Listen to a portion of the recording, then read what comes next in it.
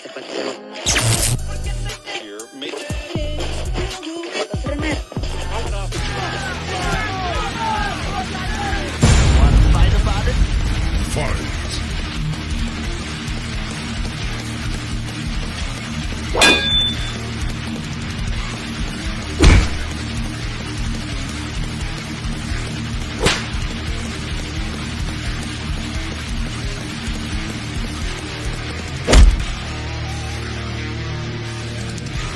to fight about it? All right, folks. What is back? What is up? We are back here on the Want to Fight About It podcast on the Fantasy Sports Corporation. I'm your host, as always, Stephen Rochelle. Got a fun one for you. Got the UFC veteran just signed a deal with Karate Combat. Mr. Smilin, Sam Alvey is going to be joining us here in a second. You know how we kick these things off, folks. So let's get to it. Fighting out of the red corner. I like hitting people in the face really hard. I can't help but smile. Smile for you. Oh, Smile Sam Alvey is legendary. This is a knockout artist in every set. Sam Alvey should be in the UFC Hall of Fame. Smilin Sam Alvey yet again. Smilin Sam does it again. There he is, the man, the legend, Mr. Sam Alvey. +1 here as he little man's trying to steal the spotlight from you again. Yeah, so that's why I was late getting on here. I was trying to get him to sleep, and he just wouldn't do it. Yeah, he's like, nope, Daddy. This is my time to shine.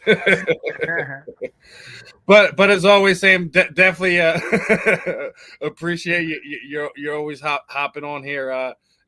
Talking combat sports. You got some stuff coming up here in the woodworks here. Obviously the signings here. Sam is officially in Karate Combat in his post UFC life. How excited are you for your debut coming up here? Oh, I am ecstatic. This is going to be so much fun. Karate Combat. I fell in love with him maybe 5-6 months ago. My buddy Raymond Daniels was. Yeah, that's going to be me. My buddy Raymond Daniels was fighting. And so I just tuned on, not knowing what to expect. And it was so much fun. The production value was the highest I've ever seen. And then the speed of the fights. I haven't seen a combat sport as fast as Karate Combat. And so I just fell in love immediately. And I started hitting them up, started tweeting at them. And they eventually got back to me. Well, that's great. I mean, obviously, September 16th is the date we're getting in there. From what I'm hearing, are you doing multiple fights? Have you did a multiple fight deal, or is it just one off at the moment? No, I had a multiple fight deal, and I couldn't be happier about it. I'll be fighting with them for a while. I'm hoping I'll be their champion by this time next year. Hey, there you go. Get you a belt just like that right there. That's the one. That's the one. Yeah, that is the one. Now, obviously, there's been some interesting stuff. Did you happen to catch UFC Paris last night? I've been reading about the highlights all day. I didn't get to see it. It was an earlier card, and I didn't realize it till it was over. Yeah, I guess the moment of the night so far, it looked like it was Rose's hand. I don't know if you've seen that. Yeah, it's just a flesh wound. She fought through it. I seen right at the end of the round, she's sitting there telling Pat, her finger's jacked up. He's like, "What do you need a finger for? You still got the whole rest of your hand. Come on, let's get to this." No, that's great advice. I swear it is. I've heard some people talking trash about Barry, but that is, I mean, what's the other option? You focus on it and throw the fight? No, you ignore it as best you can. You get in there, you bite down your mouth guard, and you're trying to hit them with it. Sometimes, like when you actually have the guys that wind up like breaking their knuckle, it usually winds up taking almost a whole round and a half before it numbs up before you can throw it again. Sometimes, yeah. And that's why kind it's kind of rough on her where it Going- wasn't a 5-round fight where she's used to the 5-round fight, so she's kind of getting ready to get that second win in the the fight's over because it's her first time. Everything I read was she looked great for taking a short notice fight up a weight class. But that's Rose. I mean, you looked at that fight. I don't know if you seen a little bit. She didn't disappoint. Rose put it on out there. Put on a good performance. So, she's definitely one of these girls that's going to be there for a while. I don't know if you've seen this one. I got to get your thoughts on this. Rumor is Rampage is going to be fighting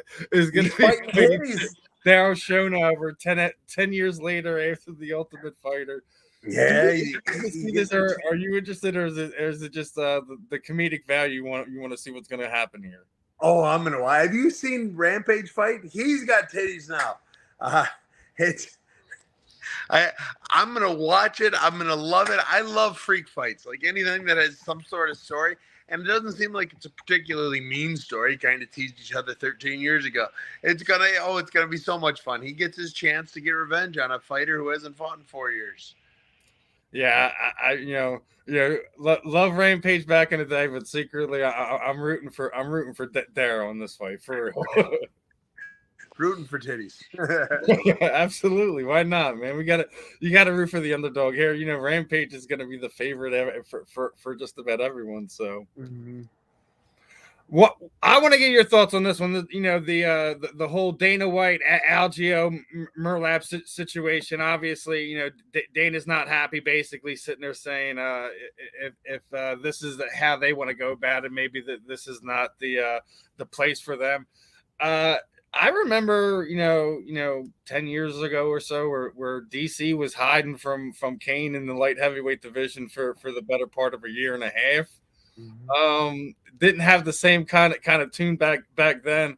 I mean, this is a little different. We've seen this before where guys are like, in the gym, it's been AKA typically where the guys we're sitting there stacking each other up against each other. But it's one of these things where, I mean, the rumor was Merlap was sitting there like, pay me $10 million to make that fight. Are you against like this whole idea? Like if we're if teammates are fighting each other, high level prize fight, that it should kind of let's throw the contracts out and have a new discussion here. Yeah, I'm not against it. I don't understand it. Like I would absolutely fight any of my friends. There's two people going to make money in this fight. It's going to be me and whoever I fight. I would much rather make some money with a good friend of mine. I mean, me and my friend were beating each other up for free in the gym. Let's do it on TV, see what happens. We'll make a lot more money doing it. Now, I also understand right now, as opposed to 10 years ago in DC and Kane were kind of not fighting each other, it's become much more of a WWE theme. Like they're encouraging the hell out of storylines to happen. I mean, they're trying like crazy to make anything it's not just the best two fighting. It's the Conor McGregor came in and he has changed the world of sports. So that there is a potential huge thing here and they don't want to do it. I can see why it bothers Dana, but I can understand not wanting to fight your friend as well. It's not a problem I ever had, but yeah, it's a problem I understand a lot of fighters do. Yeah, I mean, I understand it, and there's a title online, and I also seen Algeo go and post like if it's between the two of us, give him the title fight. Regardless of where it's going in the conversation, Dana hasn't been quite happy with how that they're deciding to handle it, but I still think that they've left him an option either way. I don't get why he's so upset about it. Yeah, I mean, and it's not the fight Dana wants anyways. I mean, he wants Sean O'Malley. Protecting him is the wrong way to put it, but they want him to be champion for as long as possible because he is now the draw of the UFC. And Merab and Aljo are the hardest fights available for him. If you could give Machida, who does have a win over him, it's kind of a freak win, but does have a win over him, is an easier fight. So I could definitely see him and Sean pushing for that one over anything else. Yeah, I mean, it's going to be interesting to see, I guess, where the cards fall here. I guess everyone is, in their emotions about it for right now. But it's one thing, it's going to pass, and we'll see some interesting things. And speaking of the, that fight. Herb Dean's been having some quite interesting stop. Saving the fighters. People were getting hard on Dean a few years ago, sitting there saying, guys are taking some unnecessary punishment for Dean. Lately, he's been flying around the cage lately. I don't know, man. Oh, let him go. It's more fun. I mean, watching him tackle somebody off is a blast. Man, that fight happened, and Herb was there, and Herb was the storyline because of how he stopped it. It was fantastic. I heard in the new UFC game that's actually a thing. The referee is kind of like peeling guys off and getting in between them. That's actually kind of cool because some of these guys they get hard time. Like referees' job's never perfect. There's always going to be someone to critique out there. I think we're at a point now where we've rid the sport of most of the idiots that don't really belong in it. Now we just got to take care of the judges, right? Yeah. Good luck with that. And speaking of rules and regulations, did you see the overall change for groin strikes, eye pokes, and stuff for you guys to be able to have access to get the cut man in there before the doctor gets in there, things of that nature? Are you happy with that? The only one I heard that was the real change was the eye poke. You get 5 minutes where before, I personally I want to see it. Sorry, my kid. He's like, no. He found a mirror of himself and he's just yelling at himself in a mirror. The eye pokes. I think eye pokes are an immediate point deduction, and 2 of them is a disqualification. I think that should be immediate. I don't think there should be warnings to eye pokes. I don't think anything other than 1 point can be taken, and then an immediate disqualification. That's what eye poke rules should be. One eye poke will change the course of a fight. 2 is intentional. I've got over 80 fights. I have never once poked someone in the eye. I've never once kicked somebody in the cup. I've not done anything illegal in any fight at any point. So it's ridiculous how often these are happening and how little is done to the fighters that are doing them. I mean, it's just literally it's almost the second time is before someone even warns them about it. Like you have some of these situations where I'm not sitting there saying guys are known for it, but like they have a style where when they're trying to parry, they tend to keep their hands open a little too often. Well, I mean, John Jones is the guy. It's the John Jones rule: is you're not allowed to open your fists anymore. It's got to be either straight up. You can never be out.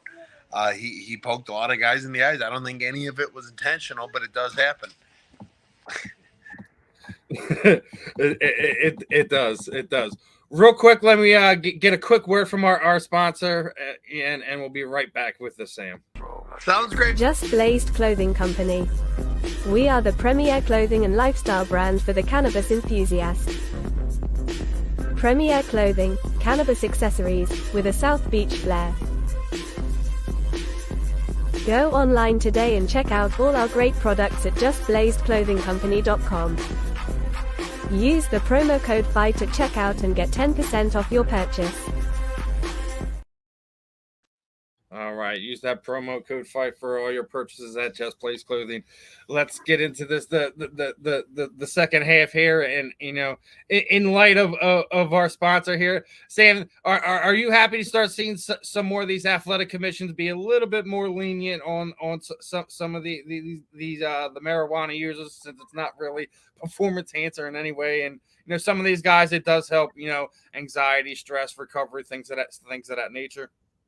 Well, you're saying if it helps that stuff, it is helping their performance. If it helps them deal with their stress, it is helping their performance.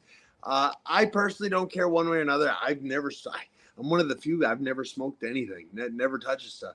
Although I've had a lot of in college, I had all of my roommates were just huge potheads, and they were about the most enjoyable people that have ever been. I love each and every one of them.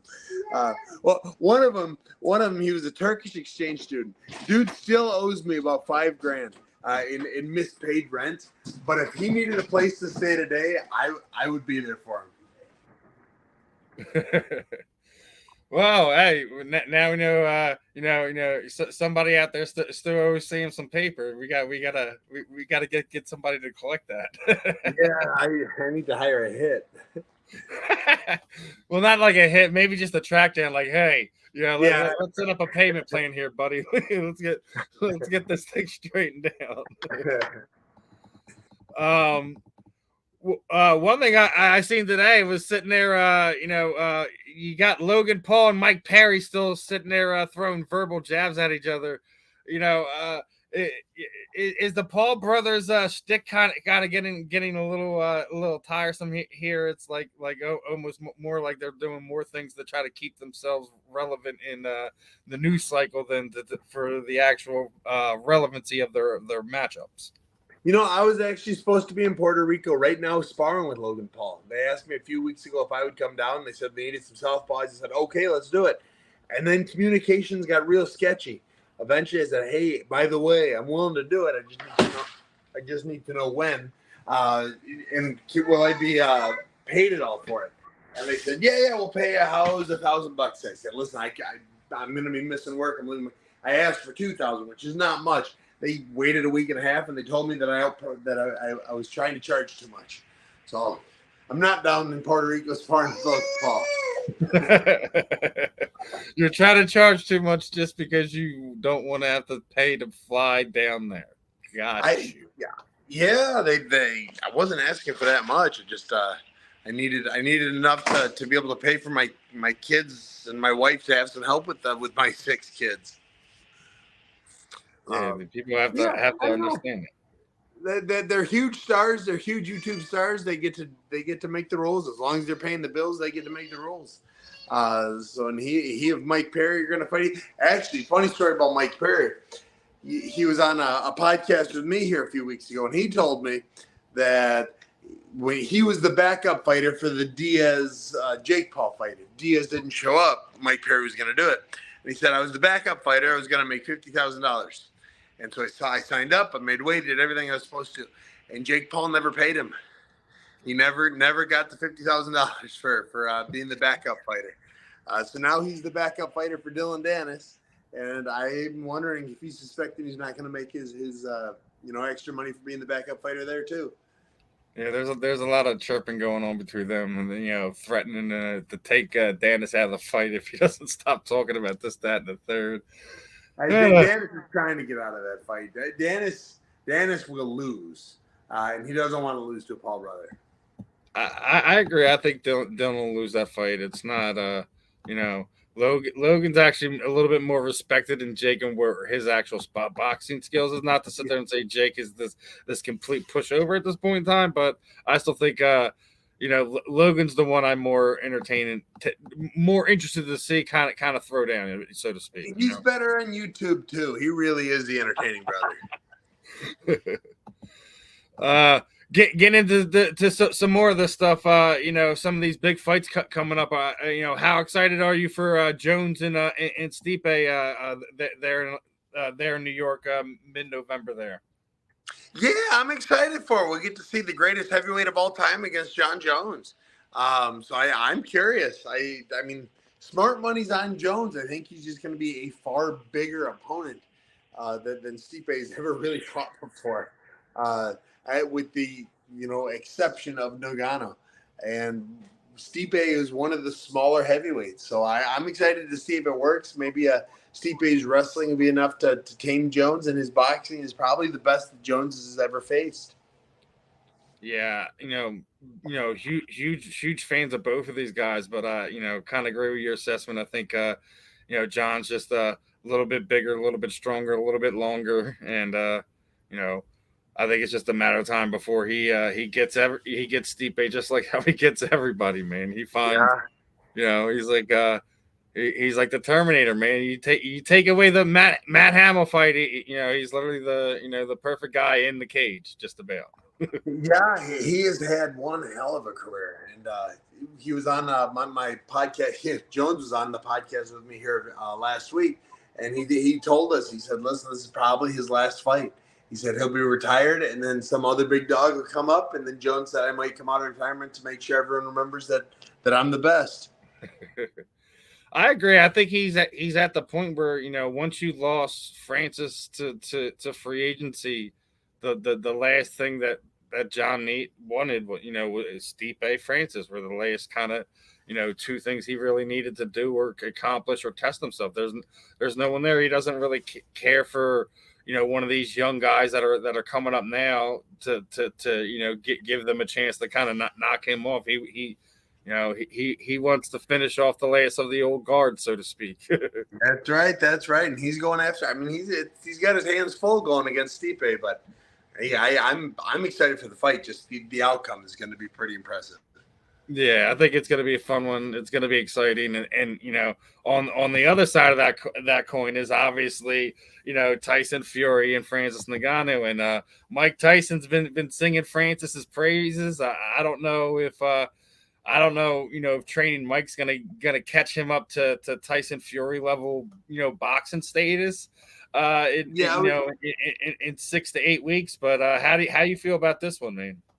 I'm taking Ngannou, but it's a safe pick because if I'm right, I get to say, yeah, I've been calling from the beginning. But if I'm wrong, of course I'm wrong. He's supposed to lose. But so I'm taking Ngannou. I don't think anything Mike Tyson is saying has a lick of truth to it. Mike Tyson is a trainer for Ngannou, so he's only going to say the positive things. He's not going to say anything bad about it, so I don't think anything Tyson says matters one way or another. But Ngannou has the ability to land that one punch. He is the most explosive, the hardest puncher in the planet. If he lands that one punch, if Tyson Fury in any way relaxes on Ngannou could do this. Yeah, I know. I think if Tyson doesn't take it seriously, I think he might be laying down permanently, because if Ngannou lands one of them uppercuts, it's almost like Mike Tyson level stuff, man. Yeah, that's why the funny thing is that Mike's training him after everything's said and done. That's why I think it's kind of ironic. But now we were sitting there saying, like, John's possibly leaving after this fight. Is the next star Derek Lewis right now? Is he poised to be the next guy to kind of step up and take a run there, or do you see somebody like Gage kind of getting in there and doing what he did before? No, it's going to be all Aspinall. Aspinall is going to clear the rank. He's going to be big dog for a while. Gain is the next big shot for Aspinall, but I don't think Gain has any chance against Aspinall. I think Aspinall's going to be able to take him down even easier than John Jones did, and going to be able to have his way with him. I don't disagree with that. I don't. Now, Gain looked great last night. There you go. Now, last to that, I like to ask you guys is if you could change one outcome in UFC history, MMA history, hell, even 1 year fights, if you could change the outcome, which fight would it be? Well, of my last 8, I ended the UFC on not the world's greatest streak. It was actually the worst streak in UFC history, but I won like 4 or 5 of those fights. The judges hate me. But my Wellington Turman fight, it's a fight he poked me in the eye 7 times. Was deducted 2 points, only 2 points, and they still found a way to give it to him. I would overdo that. I would take that fight away from him. I would 100% take that away. I would overturn that ruling. That fight is going to come out with his Kareem Abdul-Jabbar glasses for that fight. Yeah, good. Just walk out there, 3 Stooges. Oh man, I always say Anderson Silva, Chris Weidman won. If Anderson just took him seriously, just to see what the outcome really would have been. The second fight happens. That's just the MMA gods punishing Anderson for all the years of disrespect to his opponents. Yeah. All right, Sam, combat sports. Your Mount Rushmore. Your 4 athletes you feel that have to be mentioned. That have to be brought up. Yeah, so you have Gracie because he started everything. You're then going to have Dana White. I'm putting him in there because without him, UFC would not be what it is today. Randy Couture is in it, and Conor McGregor. Those are the 4 that have made the UFC what it is today. I definitely cannot argue with you that one. Sam is definitely on it, knows who his people are. But as we get ready to wrap this thing up, Sam, you know what I typically do is throw the microphone over to you. Anyone you would like to thank, training partners, teammates, shoot at them, social media sites, anything you're doing outside of the combat sports world. The mic is yours. Going to play this quick little video, man. Yeah.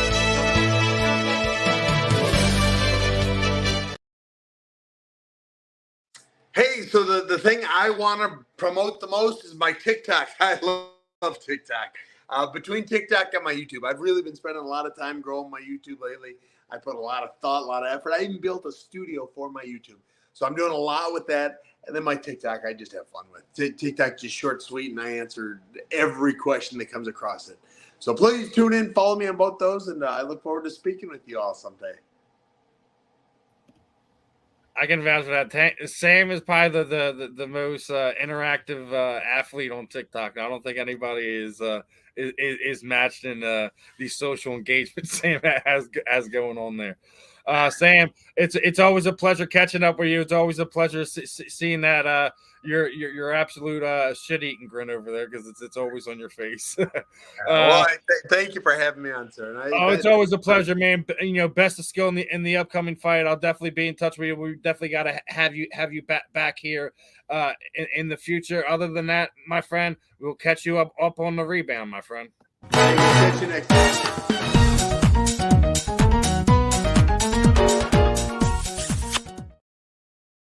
All right, folks, that was the legend, Mr. Smilin, Sam Alvey. He's always a face full of laughs. Always engaging. All of us. Through the combat sports world. Sam's an awesome one to follow. Make sure you guys are locked in for his karate combat debut. That's gonna be a fun one. We're gonna see it. Like he said, it's fast paced. It's gonna be a fun one. So other than that, make sure you guys are locked in for that. We will see you guys soon. Peace out.